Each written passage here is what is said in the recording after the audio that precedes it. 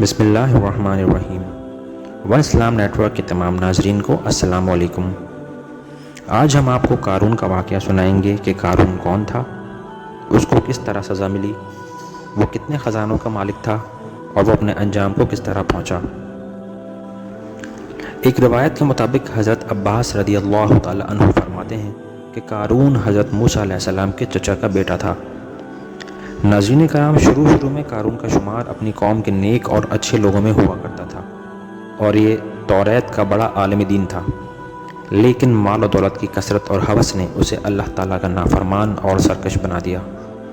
قارون کو لوگ منور کے نام سے بھی پکارتے تھے کیونکہ وہ کلام پاک توریت کی اچھی آواز کے ساتھ تلاوت کیا کرتا تھا۔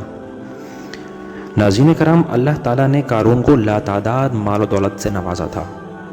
اس کے خزانوں کا یہ علم تھا کہ اس کی چابیاں اٹھانا مزدوروں پر ایک مشکل اور دشوار کام ہوا کرتا تھا۔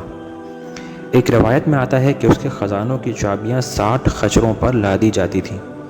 اس کی قوم کے لوگوں نے قارون کو بہت سمجھایا کہ تم اپنے مال پر اتنا مت اتراؤ کیونکہ اللہ تعالیٰ اترانے والوں کو پسند نہیں فرماتا، لیکن قارون کی سرکشی کا یہ عالم تھا کہ اس نے کسی کی ایک نہ سنی اور اپنے مال پر تکبر کرتا رہا۔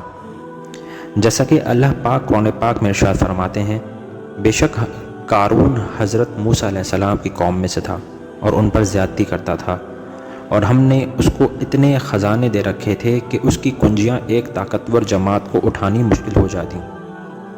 ناظرین کرام، جب اس کی قوم نے اس سے کہا کہ اپنے مال پر اتنا مت اتراؤ کیونکہ اللہ تعالیٰ اترانے والوں کو پسند نہیں فرماتا، لیکن قارون نے کسی کی پرواہ کیے بغیر اپنی منمانی کرتا رہا۔ اس کی بے حسی کا یہ عالم تھا کہ کہتا تھا کہ مجھے جو کچھ بھی ملا ہے اپنے علم و ہنر کی بدولت ملا ہے، اگر میں اللہ تعالیٰ کا پسندیدہ بندہ نہ ہوتا تو اللہ تعالیٰ مجھے کبھی اتنا مال و دولت عطا نہ فرماتے۔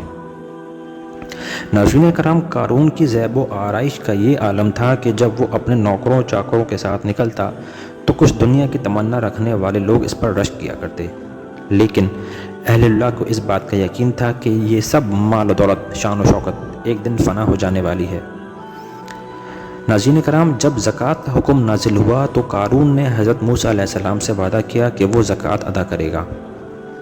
قارون نے اپنی دولت کا حساب لگایا اور اس کی دولت کا 1000واں حصہ اتنا زیادہ تھا کہ اس کے دل میں لالچ پیدا ہو گیا اور اس نے زکوٰۃ دینے سے انکار کر دیا، اور اس نے حضرت موسیٰ علیہ السلام پر بدکاری کی تہمت لگا دی۔ اس کے لیے اس نے ایک بدکار عورت کو کچھ مال دیا اور حضرت موسیٰ علیہ السلام پر تہمت لگانے کا کہا۔ اس عورت نے سب کے سامنے حضرت موسیٰ علیہ السلام پر جھوٹا الزام عائد کیا۔ حضرت موسیٰ علیہ السلام نے اس عورت سے قسم اٹھائی کہ تو نے یہ بات کیوں کہی؟ تو اس نے سب کے سامنے کہا کہ قارون نے مجھ سے ایسا کرنے کو کہا۔ یہ سنتے ہی حضرت موسیٰ علیہ السلام بارگاہ الہی میں سجدہ ریز ہو گئے۔ ناظرین کرام، جب حضرت موسیٰ علیہ السلام نے قارون سے پوچھا کہ تو نے یہ سب کیوں کیا، تو قارون نے جواب دیا، اے موسیٰ، اگر تجھے نبوت کے ذریعے مجھ پر فضیلت حاصل ہے تو مجھے مال و دولت کے لحاظ سے تجھ پر فضیلت ہے۔ اگر آپ چاہیں تو باہر نکلیں اور بد دعا کریں اور میں آپ کے لیے بد دعا کرتا ہوں۔ قارون نے بد دعا کی، جبکہ اس کی بد دعا کا حضرت موسیٰ علیہ السلام پر کوئی اثر نہ ہوا، لیکن جب حضرت موسیٰ علیہ السلام نے بد دعا کی تو قارون زمین میں دھنس گیا۔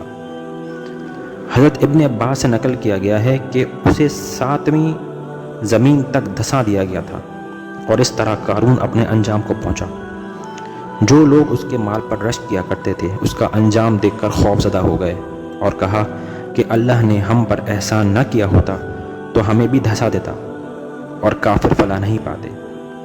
ناظرین کرام، تو یہ تھا قارون کا واقعہ، اور اس سے ہمیں یہ سبق ملتا ہے کہ دنیاوی مال و دولت کے لیے ہمیں اپنی آخرت نہیں چھوڑنی چاہیے جو کہ دائمی ہے۔